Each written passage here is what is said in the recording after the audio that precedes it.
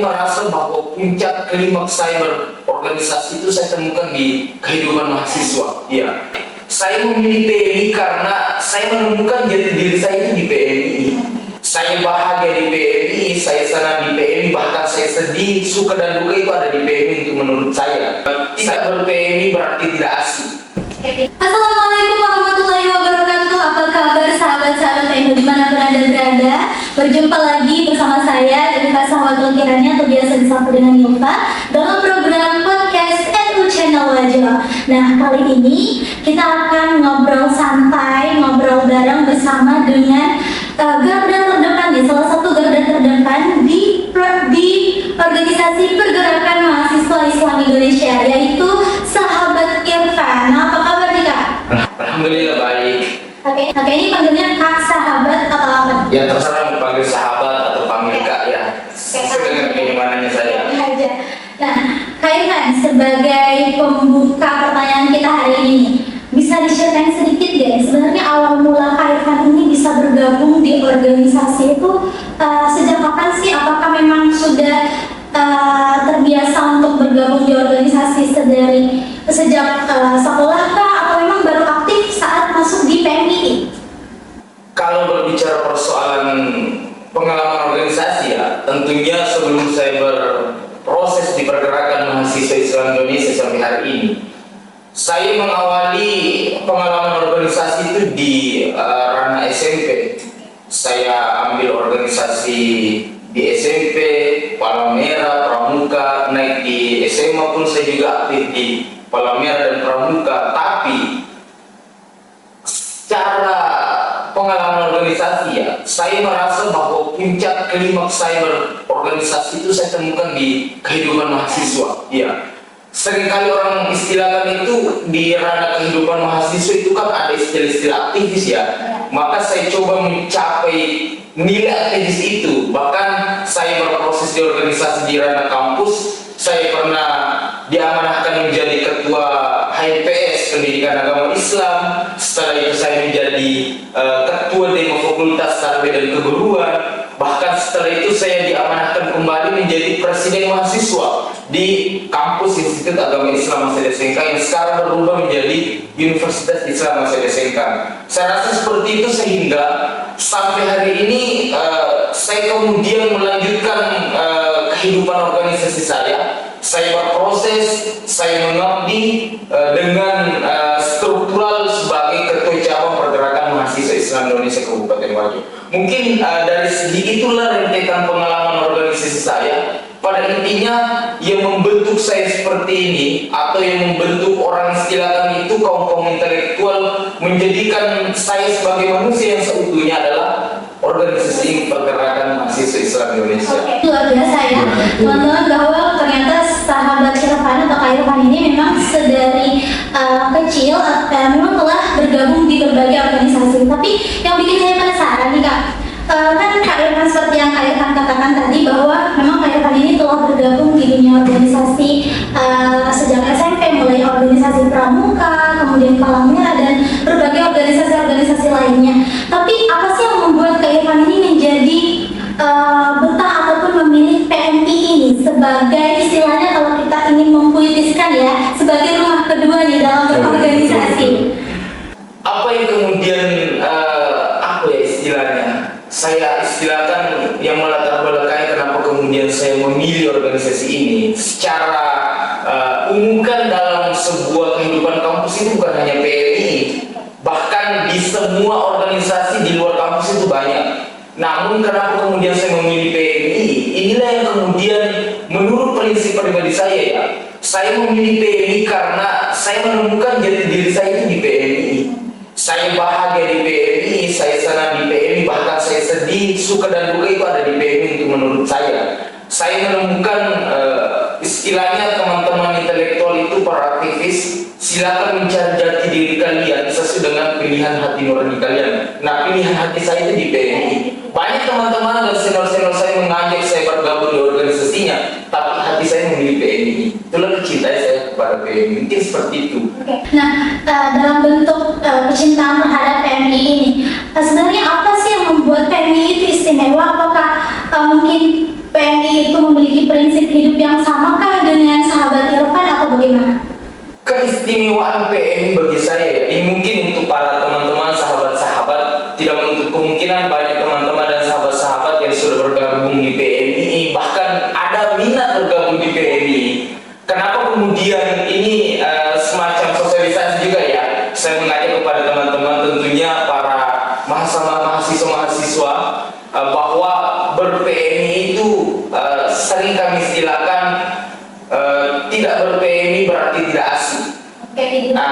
Ber-PMI berarti keren. Nah itu yang kemudian kami selalu gelorakan kepada sahabat-sahabat bahwa ber-PMI bukan hanya berbicara persoalan kajian-kajian, ber-PMI bukan hanya berbicara persoalan aksi demonstrasi dan lain sebagainya, tapi ber-PMI itu seluruh aspek kehidupan manusia itu diatur. Bahkan kita diberikan tuntunan di dalam PMI itu, ber-PMI itu adalah miniatur terkecil atau laboratorium terkecil bahwa inilah kemudian fase kehidupan Indonesia ke depan. Mungkin seperti itu. Nah, mungkin banyak nih masyarakat atau mungkin teman-teman di luar sana yang sudah tahu nih bahwa PMI ini kan adalah organisasi yang cukup besar nih, tapi mungkin masih banyak juga yang masih belum tahu sebenarnya apa sih dasar ideologis dari PMI itu sendiri. Ini pertanyaan yang sangat menarik ya, bahwa PMI ini adalah bisa diistilahkan anak dari Nahdlatul Ulama, bahkan diistilahkan adalah bangun dari Nahdlatul Ulama. Nah, PMI itu sendiri memiliki ideologi apa yang kemudian yang dianut oleh para sesepuh di Nahdlatul Ulama adalah Ahlussunnah wal Jamaah, An-Nahdliyah. Karena aswaja hari ini itu bukan banyak kemudian aliran-aliran atau paham-paham yang mengatasnamakan bahwa diri ini juga aswaja. Maka kami di PMI selalu mengistilahkan bahwa ideologi kita di PMI adalah ideologi Ahlussunnah wal Jamaah An-Nahdliyah. Bahkan PMI itu menjadikan aswaja ini sebagai manhaj al-fikr, metode berpikir dan bergerak pada organisasi pergerakan mahasiswa Islam Indonesia itu sendiri. Lalu bagaimana PMI itu sendiri Kak dalam menerapkannya nih dalam aktivitas sehari-hari? Menerapkan PMI ya dalam aktivitas ideologisnya ya.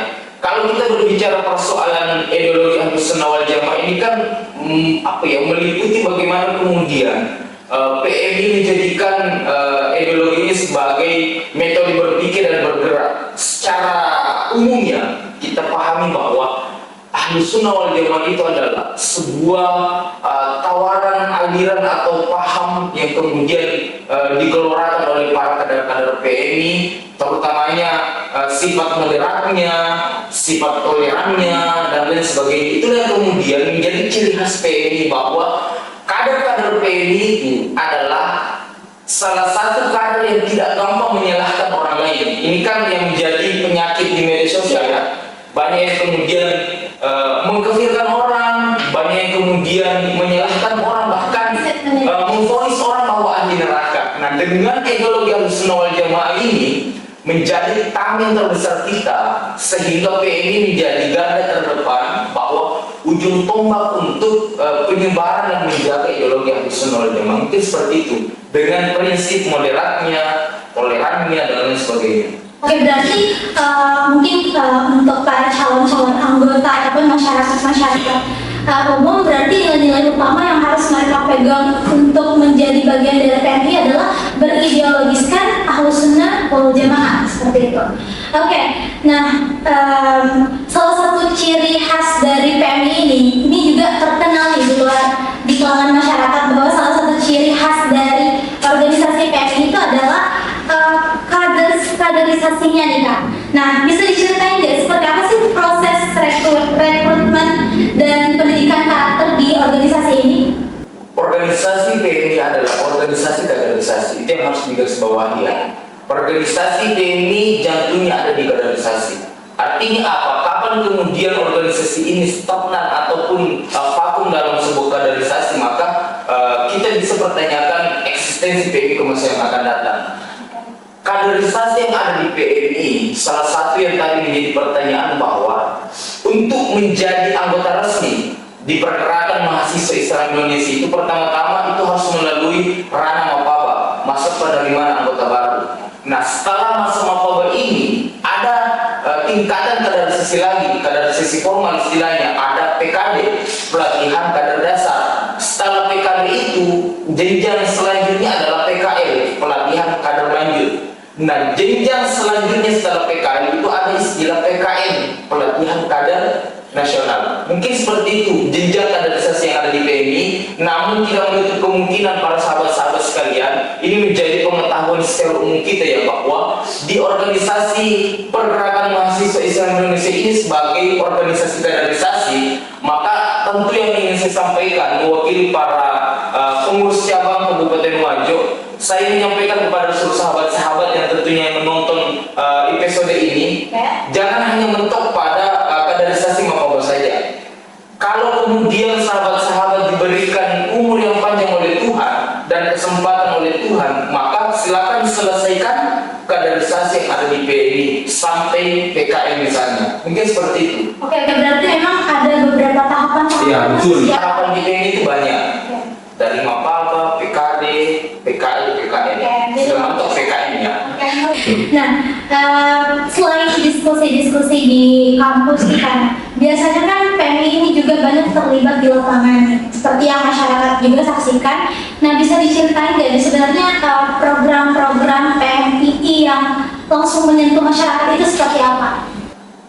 PMII tentunya bukan hanya fokus kepada rel-rel kaderisasinya saja, hanya rel-rel internalnya saja, namun organisasi pergerakan mahasiswa Islam Indonesia ini pun juga menjadi tanggung jawab sosial, tanggung jawab moral, bahwa harus memperjuangkan kehidupan sosial yang ada di sekitarnya. Taruhlah tadi berbicara persoalan apa yang menjadi program kerja misalnya, secara umum betul-betul banyak yang kemudian menjadi program kerja pergerakan mahasiswa Islam Indonesia di masyarakat ataupun kegiatan-kegiatan kemanusiaan, kegiatan-kegiatan sosial. Namun yang saya ingin sampaikan pada episode podcast kali ini, bahwa pergerakan mahasiswa Islam Indonesia itu kalau berbicara persoalan kegiatan yang menyentuh masyarakat itu sudah banyak. Pertama, vokasi pendampingan kepada masyarakat sudah yang kami lakukan. Jangan lagi dibicarakan persoalan menyampaikan aspirasi, demonstrasi dan lain sebagainya. Namun hal yang menjadi nilai positif yang ingin saya sampaikan, bahwa PMI hari ini terutama di Kabupaten Wajo ada kegiatan yang kemudian bisa kami istilahkan kegiatan unggulan di kepengurusan kami ini. Kegiatan itu kami istilahkan binaan desa. Binaan desa ini kemudian bertujuan bagaimana kemudian PMI turun langsung ke masyarakat, bersentuhan langsung kepada masyarakat. Kami istilahkan di diskusi-diskusi meja-meja kopi itu, kami ingin mengembalikan trust kepercayaan masyarakat lagi kepada PMI. Karena hari ini kan masyarakat mengartikan ada organisasi itu bikin macet saja di jalan kalau aksi demonstrasi. Nah, kami akan merubah pola pikir itu, merubah mindset itu, dan mengembalikan trust kepercayaan masyarakat. Maka kami tawarkan kegiatan adalah kegiatan itu dinamakan binaan desa. Ini sudah ada target sebelum kami demisioner, ada Desa Langkulung, ada Desa Patila, bahkan ada juga salah satu desa di Kecamatan Sabang Paru. Ini menjadi masih yang kami komunikasikan kepada pemerintah setempat. Kalau ada lagi yang bertanya binaan desa itu seperti apa? Binaan desa ini kemudian kami melakukan kegiatan-kegiatan sosial, bahkan tentunya kegiatan-kegiatan keagamaan. Mungkin seperti itu. Oke, sebagai ketua nih Kak, nah gak menutup kemungkinan nih, mungkin banyak anggota-anggota dari organisasi ini yang hanya mempelajari teori-teori saja, tapi mereka tuh masih malas gitu untuk turun langsung ke masyarakat. Mungkin karena mereka takut juga karena ada statement-statement negatif juga dari masyarakat seperti demo tadi yang mengakibatkan macet dan lain sebagainya. Itu bagaimana nih Kak Irfan sebagai ketua PCPMI dalam mengatasi hal itu? Karakteristik setiap kader itu kan berbeda. Itu yang pertama. Karakteristik setiap kader itu kan berbeda. Ada kemudian kader yang memiliki jiwa idealis yang sangat tinggi, memiliki pemahaman bahwa saya ini hidup dan saya mau berkontribusi kepada masyarakat misalnya. Tapi terlepas dari itu juga kader yang memiliki tipologi karakter yang apatis. Artinya apatis itu kita acuh. Artinya apa yang kemudian terjadi di sekitarnya ya bodo amat, itu bukan urusan saya. Itu kan, nah, karakteristik mahasiswa ini yang kemudian kami coba ramu, kami coba pelajari dan diskusikan kepada sahabat-sahabat. Sebelum saya jelaskan ya, saya juga ingin menyampaikan bahwa di kepengurusan cabang kami ini itu banyak kemudian yang saya berikan tugas masing-masing. Di struktur organisasi PCPMI Kabupaten Wajo, tentunya ada ketua, ada sekretaris, ada bendahara. Namun terlepas dari BPH itu ada kemudian dalam struktur itu membidangi masing-masing bidang. Contoh, ada ketua satu membidangi kaderisasi. Nah, ketua satu inilah kemudian kami tugaskan untuk mengurus semua lingkup kaderisasi yang ada di PMI, dari tatanan rayon, tatanan komisariat, bahkan tatanan cabang. Nah, ketua dua eksternal itu mengurusi bagaimana kemudian hubungan PMI dengan instansi-instansi yang ada di Kabupaten Wajo, misalnya hubungan kepada pemerintah, hubungan kepada kampus, dan lain sebagainya. Nah, ini yang ketiga, ini yang menjadi kegiatan unggulan tadi yang saya sampaikan, binaan desa ya. Yang saya tugaskan untuk mengurus binaan desa itu adalah ketua tiga di bidang keagamaan saya. Nah, karena ini menjadi kebanggaan tersendiri kami di Pergerakan Mahasiswa Islam Indonesia, bahwa kader-kader PMI itu banyak dari kalangan-kalangan tertentu. Ada dari penghafalan Quran, dan alhamdulillah setiap tahunnya itu kami rekrut di atas 100 penghafalan Quran untuk bergabung di Pergerakan Mahasiswa Islam Indonesia.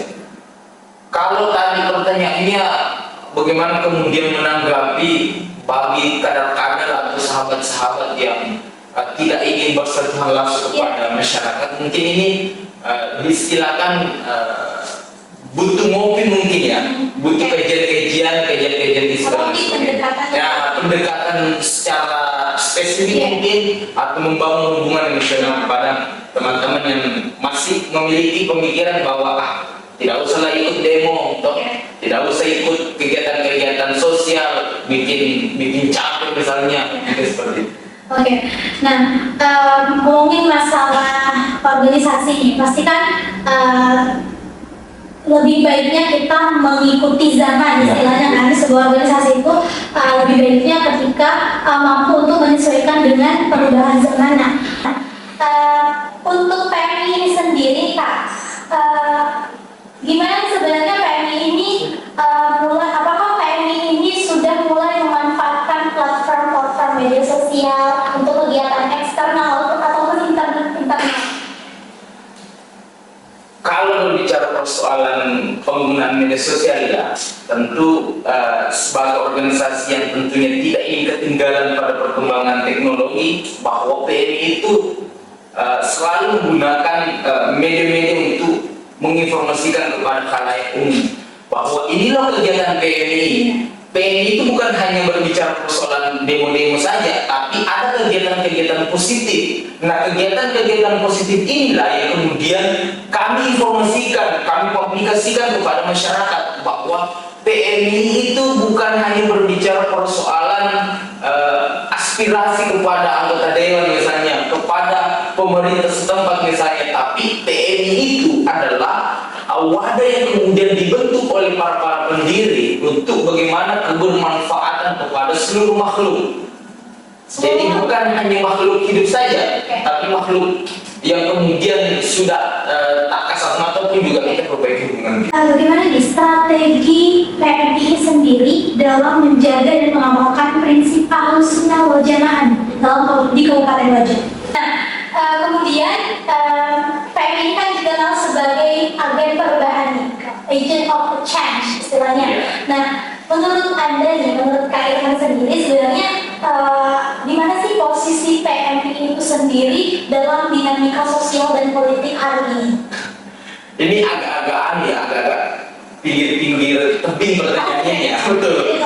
Ini kan kalau kemudian kita bahas persoalan dinamika isu-isu sosial yang terjadi pada hari ini, itu sudah banyak kemudian menjadi isu-isu sosial yang terjadi hari ini. Kalau ditanyakan PMI di mana? PMI berada di tengah-tengah. Artinya di tengah-tengah apa yang kemudian menjadi tugas PMI? Ada kebijakan-kebijakan pemerintah yang tidak pro kepada masyarakat, maka PMI ada di situ. untuk memperjuangkan apa yang menjadi hak, apa yang menjadi kebutuhan masyarakat yang ada di situ. Nah, seperti penjelasan Kak Irfan juga sebelumnya bahwa organisasi ini kan memang adalah organisasi yang memang secara langsung terjun ya di lapangan, kemudian ikut juga dalam isu-isu publik seperti penegakan hukum, kemudian hak asasi manusia, ataupun bahkan secara langsung terlibat ke dalam lingkungan masyarakat. Nah, kemudian ketika ada masyarakat nih Kak, mungkin memerlukan bantuan ataupun punya permasalahan-permasalahan, apakah masyarakat ini bisa langsung bekerja sama untuk meminta bantuan nih kepada PMI?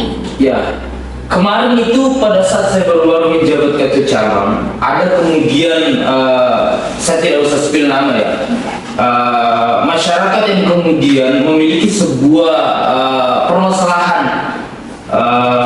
baiklah permasalahan dengan sesama bertetangga dan lain sebagainya, maka dengan yang kami miliki kemampuan di pergerakan mahasiswa Islam Indonesia, saya mengutus para kader yang kemudian tentunya mengadvokasi apa yang kemudian menjadi permasalahan yang ada di masyarakat itu. Kemarin juga ada permasalahan sengketa tanah kalau saya tidak salah. PMI juga itu terjun langsung untuk mengawal aspirasi masyarakat yang kemudian masuk pada sengketa tanah itu. Mungkin seperti itu, artinya PMI Kabupaten Wajo ini betul-betul tidak muluk-muluk bagi kami di pergerakan mahasiswa Islam Indonesia untuk membantu masyarakat. Apa yang kemudian menjadi tangisan-tangisan masyarakat, apa yang menjadi sebuah keluhan-keluhan masyarakat, itu menjadi prinsip kami bahwa kalau masyarakat bahagia berarti PMI juga bahagia, masyarakat menderita berarti PMI juga menderita. Itulah yang kemudian yang kami tanamkan kepada para kader-kader bahwa ber-PMI itu bukan hanya berbicara persoalan kajian-kajian di papan tulis, tapi bagaimana kita mengimplementasikan hasil teori kita, hasil kajian kita kepada masyarakat yang membutuhkan. Apa yang dirasakan masyarakat, tangisan, duka, suka, itu kemudian kita rasakan di PMI Kabupaten. Sangat menarik ya Kak, berarti memang organisasi PMI ini adalah organisasi yang terbuka teman-teman untuk masyarakat. Jadi mungkin ketika teman-teman ataupun masyarakat di luar sana yang butuh bantuan, mungkin ada permasalahan politik dan lain-lain, itu bisa langsung bekerja sama dengan organisasi PMI yang luar biasa ya teman-teman. Saya tambahkan sedikit ya. Ini juga ada mitra kami dengan kepolisian, insya Allah akan terlaksana. Saya tugaskan kepada ketua 3 bidang keagamaan saya, ini sahabat-sahabat juga sebagai informasi ya, bahwa di bulan 8 itu, di bulan Agustus, akhir bulan Agustus, kami di PMI Kabupaten Wajo melaksanakan kegiatan unggulan di bidang keagamaan, adalah istimaan Al-Quran 30 juz. Para pembaca itu adalah kader-kader murni pergerakan mahasiswa Islam Indonesia Kabupaten Wajo. Nah, kemarin saya komunikasi dengan pihak kepolisian, insya Allah kalau tidak ada halangan, PMI Kabupaten Wajo itu akan berkolaborasi dengan kepolisian Resor Wajo atau Polres Wajo, dan insya Allah akan terlaksana pada tanggal 29 sampai 31 Agustus yang akan datang. Oke, dan luar biasa ya kayak organisasi PMI sendiri, bahwa bukan hanya menerima keluh kesah ataupun membantu masyarakat, tapi juga ternyata berkolaborasi juga nih dengan instansi-instansi lain. Nah, kalau boleh bertanya nih Kak secara personal, apa sebenarnya mimpi ataupun harapan kayak tadi selaku ketua PCPMI sekarang yang mungkin belum tercapai nih bersama PMI? Saya berharap PMI Kabupaten Wajo ke depan itu betul-betul sesuai dengan fitrahnya atau sesuai dengan apa yang menjadi moto pergerakan mahasiswa Islam Indonesia. Nah, yang kedua, kami berharap ini semoga didengar para sahabat-sahabat senior. Mungkin juga calon-calon calon bahasa yang mungkin ini harapan terbesar kami ya. Tentunya kami usahakan sebelum kami demis, kami akan memberikan cenderamata kepada pengurus yang baru adalah sekretariat permanen. Itu harapan terbesar kami. Sekretariat permanen ini yang kemudian menjadi harapan kami. Ini izin sahabat senior mungkin hanya menonton bahwa inilah adik-adik sahabat senior yang kemudian berproses di pengurus cabang. Harapan kami deh, ini panggilan deh ini ke PMI Cabang Wajo ya. Semua sekretariat permanen ini betul-betul cepat rampung dan ada di Kabupaten Wajo. Yang kedua, harapan kami dan selanjutnya harapan kami adalah bagaimana kemudian PMI ini lebih eksis ke depan, lebih membantu masyarakat ke depan, lebih kemudian melakukan advokasi bahwa PMI Kabupaten Wajo itu bukan hanya eksis di media, tapi betul-betul eksis di masyarakat, bersentuhan langsung dengan masyarakat. Mungkin seperti itu, sahabat. Oke, nah mungkin ada pesan tersendiri nih dari Kak Irfan secara pribadi mungkin buat para mahasiswa yang mungkin masih bingung nih masuk organisasi apa enggak ya. Kalau mungkin ada ajakan secara pribadi untuk masuk atau bergabung nih di organisasi PMI ini. Tentunya terlepas dari apa yang menjadi perbincangan kita ini mungkin menjadi closing statement saya bahwa untuk kepada seluruh adik-adik dimanapun adik-adik berada, jikalau sahabat-sahabat ini sahabat kami di Pergerakan Mahasiswa Islam Indonesia, kalau kemudian sahabat-sahabat ini ingin melanjutkan perkuliahan, maka carilah Pergerakan Mahasiswa Islam Indonesia. Selalu kami sampaikan, temukan kami di kampusmu adalah bendera kuning yang berlogokan Pergerakan Mahasiswa Islam Indonesia. Mari kita bersahabat, mari kemudian kita berdialektika di dalam wadah ini, mari kita menemukan jati diri kita pada Pergerakan Mahasiswa Islam Indonesia.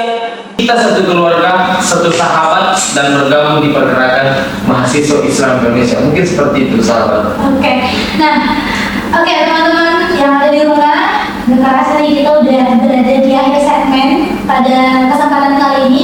Karena kalau kita mau ngomongin atau membahas tentang organisasi PMI, kayaknya gak cukup nih kalau kita mau ngebahas 1, 2, atau bahkan seharian, karena memang organisasi PMI ini adalah organisasi yang cukup besar, teman-teman. Cukup besar dan juga terstruktur tentunya. Oke, tentu saja kami ucapkan